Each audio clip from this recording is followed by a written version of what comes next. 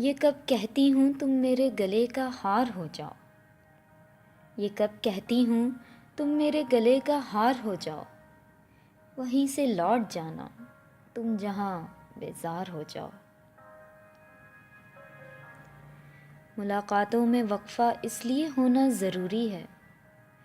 मुलाकातों में वक्फ़ा इसलिए होना ज़रूरी है कि तुम एक दिन जुदाई के लिए तैयार हो जाओ। बहुत जल्द समझ में आने लगते हो ज़माने को। बहुत जल्द समझ में आने लगते हो ज़माने को।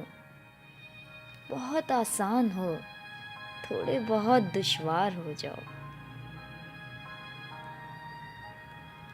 बला की धूप से आई हूँ मेरा हाल तो देखो। बला की धूप से आई हूँ मेरा हाल तो देखो। बस अब ऐसा करो तुम साया दीवार हो जाओ।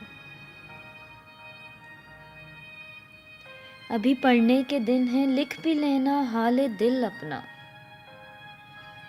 अभी पढ़ने के दिन हैं लिख भी लेना हाले दिल अपना।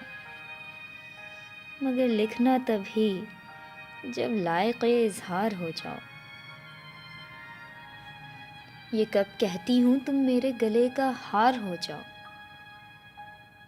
वहीं से लौट जाना तुम जहाँ बेजार हो जाओ।